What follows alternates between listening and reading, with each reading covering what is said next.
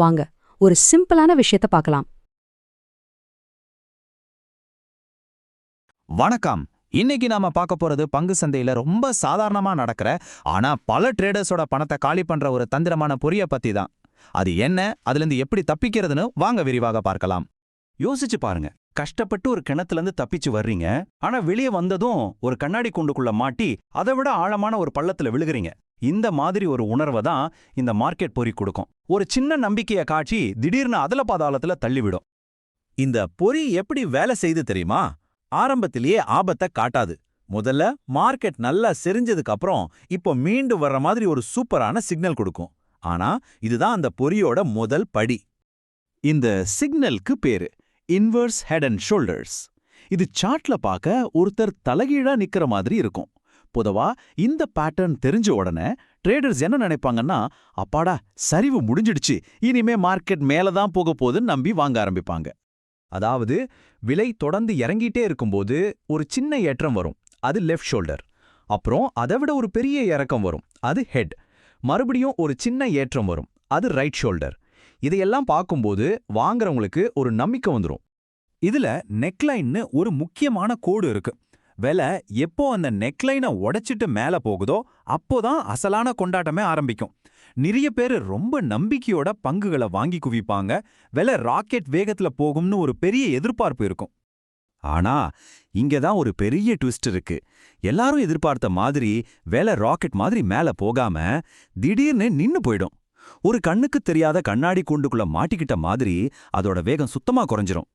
டெக்னிக்கலா இந்த கூண்டுக்கு பேரு தான் ரெக்டாங்கிள் பேட்டர்ன். இதுல விலை ஒரு குறிப்பிட்ட ரேஞ்சுக்குள்ளேயே, அதாவது ஒரு குறிப்பிட்ட அளவுக்கு மேலேயும் போகாது, கீழேயும் இறங்காது. இப்படியே கொஞ்ச நேரத்துக்கு ஒரே இடத்துல சுத்திட்டு இருக்கும்.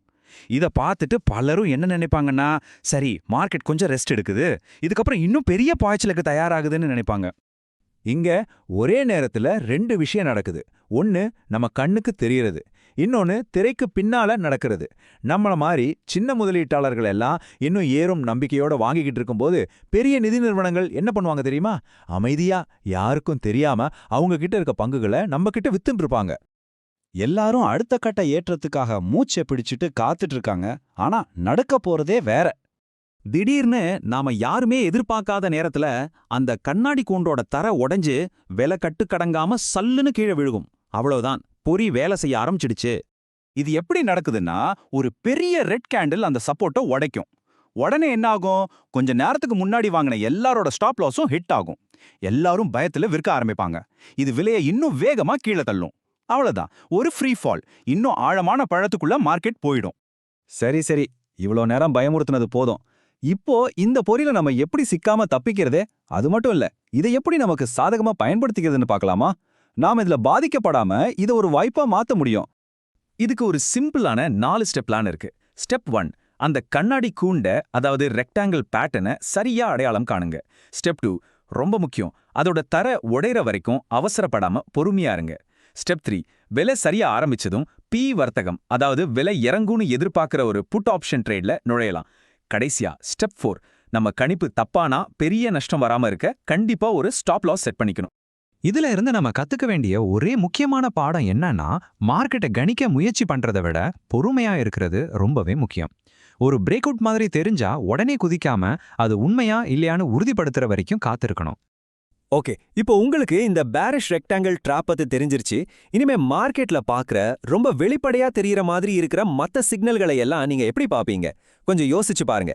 ஏன்னா மார்க்கெட்ல நம்ம கண்ணுக்கு தெரியறது எப்பவுமே உண்மையா இருக்கணும்னு அவசியம் இல்ல.